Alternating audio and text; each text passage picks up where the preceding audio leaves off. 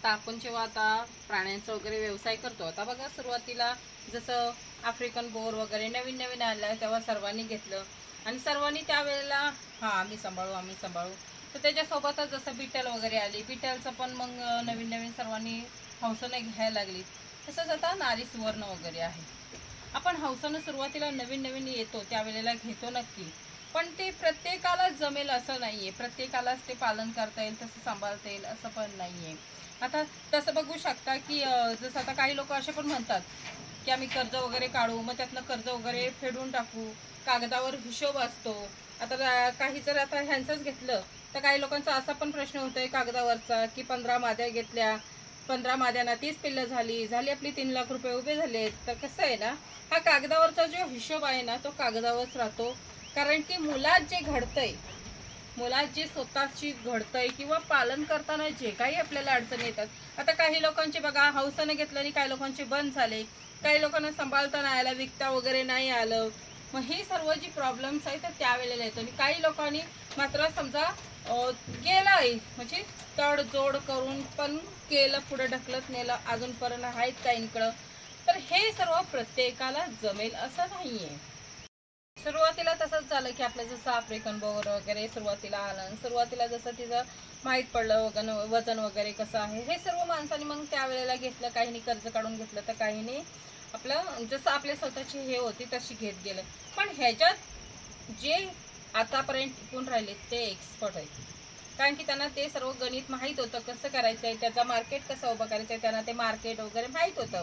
पण ज्यांना ही गोष्ट माहीत नव्हती ते मात्र शेवटीला बंद झाले किंवा ज्या पैशात घेतलेत रेंजमध्ये त्या रेंजमध्ये त्यांना विकताच आलं नाही. तसंच आपल्या ह्या नारी सुवर्णाचं पण आहे.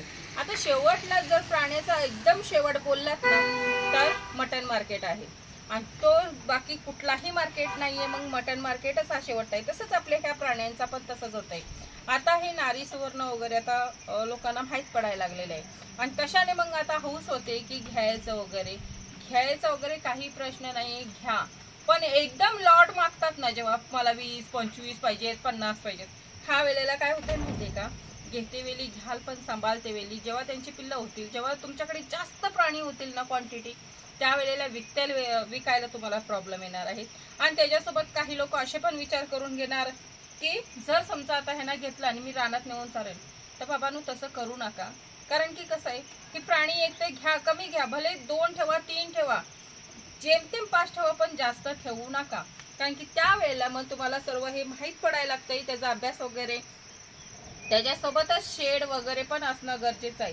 नाही तर मी रानात नेऊन फिरून आणेन तर ते अशक्य आहे.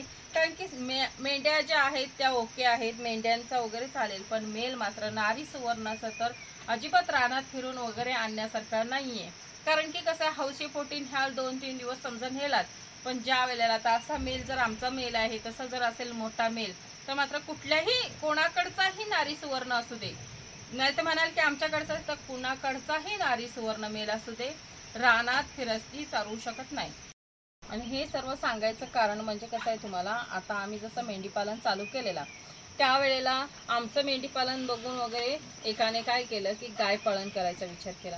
ठीक आहे, गाय पालन वगैरे करायचा विचार केला, पण मात्र माहितीये का तुम्हाला की चारायचा जो नियोजन होता तो शून्यात नव्हता. काही चारा नियोजन वगैरे नव्हता, फक्त बघून उडी मारलेली होती. आणि त्यांनी पण मग 10 वगैरे गायी वगैरे घेतलेल्या. तर कसं होतं त्यावेळेला सांगितलेलं होतं की चारा नियोजन, आम्ही सांगितलेलं होतं चारा नियोजन वगैरे करा आणि चारा नियोजन वगैरे करून मग हे सर्व करा. तर त्यांनी तसं केलं नाही. आणि ज्यांनी कोणी त्यांना सांगितलं असेल की हा तू कर मी हाय, तर कसं होतंय माहितीये का तुम्हाला की ठीक आहे हाय म्हणतो, पण ज्या वेळेला मी नेहमी सांगत असते पडती वेल असली की माणसं एखादा क्वचित तुमच्याकडे येईल, बाकीची कोणीही येऊ शकत नाही. तर ही गोष्ट मात्र आपण प्रत्येकाने लक्षात ठेवणं गरजेचं आहे. आता त्यांनी गायी वगैरे घेतल्या हे ठीक आहे, पण दिवसाला त्यांना 1000 रुपयाचा चारा लागायचा. आता 10 गायी आहे, त्यांना 1000 रुपयाचा चारा दिवसाला लागायचा. मग विचार करा, हा 1000 रुपयाचा चारा परवडतंय का दिवसाला त्यांना देणं? हा सर्व त्यांनी गोष्टीचा विचार नाही केला. म्हणून आणि समजा जरी 1000 रुपयाचा विकत घेतला चारा, तर तो चारा प्रत्येक टायमाला आपल्याला भेटेल का? आणि तो क्वालिटी असणार आहे का चारा? आपल्या जी गाय पालन वगैरे करतो त्यांच्यासाठी योग्य आहे का चारा? ही सर्व गोष्ट विचार करण्याची आहे। आता तुमच्याकडे पैसे आहेत म्हणून तुम्ही 1000 रुपयाचा आणून घालाल विचार वगैरे करणार ना, पण ज्या वेळेला आपल्या खिशातच जर समजा कमतरता आली तर मात्र त्यांना कुठून, त्या प्राण्यांना चारा कुठून घालाल तुम्ही, कुठून आणाल? मग हे सर्व मग कर्जबाजारीकडे जातं आणि मग आपल्याला टेन्शन वगैरे। तर ह्याच्यापेक्षा आपण ते सर्व न करता डायरेक्ट पहिला नियोजन करा, सर्व गोष्टी व्यवस्थित करा की मी ह्याच्यावर हे करणार आहे आणि ह्याच्यासाठी तो मार्केट आहे माझ्यासाठी। हे जर असं नियोजन केलं ना तर आपण मात्र कुठेच फसणार नाही। बघायला गेला तर आता आपण मेंढी पालनात वगैरे हा विचार आता नवीन तर करतातच की आम्ही 50-25 घेऊ, पण ना तुम्हाला सांगते की जी आता बघा ब्रीडिंगसाठी यूज करतात त्या प्राण्यांना वगैरे, म्हणजे ब्रीडिंगसाठीच त्या लोकांनी मार्केट तयार केलेला असतो, त्यांच्याकडे बघा ब्रीडिंगसाठी असून सुद्धा त्यांच्याकडे 25 प्राणी पण नसतात, जेमतेम समजा 20 असतील। कसं होतं ह्यांचं, तर 20 प्राणी असतील आणि 20 प्राण्यांमध्येच ते चालवतात। आणि असं नाही की त्यांच्याकडे अनुभव नाही आहे, तर 15-15 वर्षाचा अनुभव आहे आणि एवढा अनुभव असताना सुद्धा ती प्राणी का कमी सांभाळतात की त्यांना पुढे प्रॉब्लेम येऊ नये, विकता यावं। मग तसंच आहे, ह्यासाठीच मी तुम्हाला सांगते की एकदम ओढी घालू नका, स्टेप बाय स्टेप तुम्हाला येणारच आहे हो ते, आणि ते प्राणी सुद्धा तुमचे वाढणारच आहेत। मग ह्यासाठीच सांगते की तुम्ही प्राणी ठेवा कमी आणि नियोजन व्यवस्थित ठेवा, मात्र नंतर व्यवस्थितच चालत असतं। एकदम उडी मारू नका आणि जास्त प्राण्यांच्या ह्याच्यात पडूच नका। पैसा दिसला ना माणसाला की लगेच उडी मारूच वाटतो, पण तसं नसतो। हा कागदी जो व्यवहार आहे ना आपला, तो मात्र कुठे नाही कुठेतरी आपल्याला फसवतो, कारण की आपला अनुभव कमी असतो त्यावेळेला। सुरुवातीला आपला खरंच अनुभव कमी असतो आणि अनुभव कमी असल्यामुळेच हे सर्व आपलं गणित फसत असतं। बघू शकता, हे जर म्हणणं आहे की मला दहीहंडीला नेलेली नाहीये आणि दहीहंडीला न्या म्हणून, तर बघू शकता हे असे प्राणी आहेत आणि व्हिडिओ करते वेळी वगैरे हा आमचा असा रोजचा खेळ आहे। काय वडतील नि काय नाही त्याचा नेम नसतो, ते अशी अतरंगी दोघी जणी पण आहेत। आणि जेव्हा पण आपण हे सर्व नियोजन वगैरे करतो प्राणी वगैरे सांभाळायचं, त्यावेळेला ना मात्र आपले जे शेड आहे आणि शेडचे जे कप्पे आहेत ते एक्स्ट्राचे असणं का गरजेचं आहे तुम्हाला माहिती का? आता हा आपण गाबांचा कप्पा आहे आणि ह्या गाबांच्या कप्प्यात आता आपण हे गाबान सर्व साईडला व्यवस्थित ठेवलेले आहेत का त्यांना खायला वगैरे व्यवस्थित भेटावं। तसं समजा जरी आपले मेल वगैरे आपल्याला वाढवायचे असतील तर त्याच्यासाठी आपल्याला साईडला कप्पा पाहिजे, आणि त्याच्यासोबत आता लहान मेल आपले जे आहेत, आता आमचा एक वाघ बाहेरच आहे बघा, गॅलरी ठेवलेला आहे।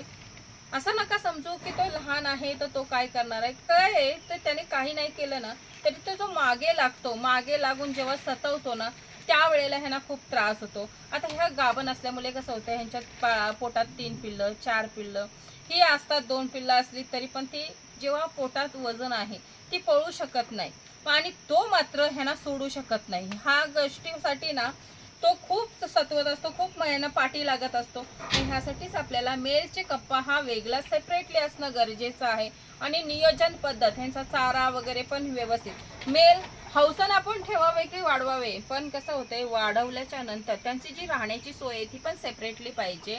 जसं की आपल्याला त्या मेलचा ह्या ज्या गाभण मेंढ्या त्यांना त्रास नको, मागे लागल्यावर काय होतं एक मेल जर मेल समजा मारायला लागले तर ह्यांना लागू नये ही पण खात्री, म्हणजे आपल्याला ही भीती असते, ह्याच्यासाठी तो एक सेपरेटली असणं पाहिजे, ज्याने आपल्याला ही भीती पण नसणार की ह्या मेलचा धक्का हिला लागेल वगैरे।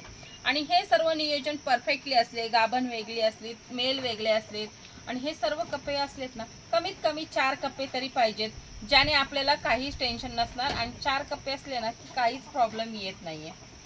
आणि आपला जो आता नियोजन वगैरे असलं की आता कसं होतं माहिती का, ज्या गाभण मेंढ्या आहेत ना, ज्या वेळेला असं त्यांची डिलिव्हरीचा टायमिंग वगैरे जवळ येतो त्यावेळेला थोडंसं नर्वस फील करतात ते, आणि नर्वस फील केल्यामुळे, आणि आता समजा आमच्यासारखं जर घर असेल शेड वगैरे आता जवळ आहे तर जवळ असलं तरी काय करायचं आपल्याला, आता आम्ही तिथे हे लावलेलं आहे की आपल्या माणसं प्रत्येक टायमाला दिसून नये, भले आवाज असला तरी चालेल, पण आपण ज्या वेळेला प्रत्येक टायमाला येतो ना, जवळ असल्यामुळे माणसं सारखीच फेऱ्या मारतात, तर काय होते सारख्या फेऱ्या मारून ह्यांना डिस्टर्ब होतोय आणि सारख्या ह्या उभ्या राहतात आणि मग रवत वगैरे करण्याचं ते थांबवून देतात। यासाठी त्यांनी खाल्लं की रवत करणं हे खूप गरजेचं आहे त्यांच्यासाठी, ज्याने जे खाल्लंय ते डायजेस्ट होतं।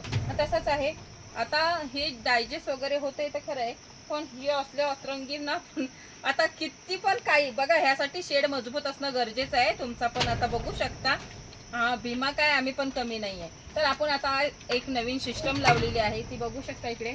ही सिस्टम लावलेली आहे आपण कॅमेऱ्याची, ही ह्यासाठी लावलेली आहे की आपण सारखं सारखं इकडे येणं गरजेचं नाहीये, तर आपण कॅमेऱ्यातनंच घरी बसून आपण ते बघू शकतो आपली मेंढरं काय करतायत, काय त्यांची चावल आहे, यासाठी आपण ती सिस्टम लावलेली आहे।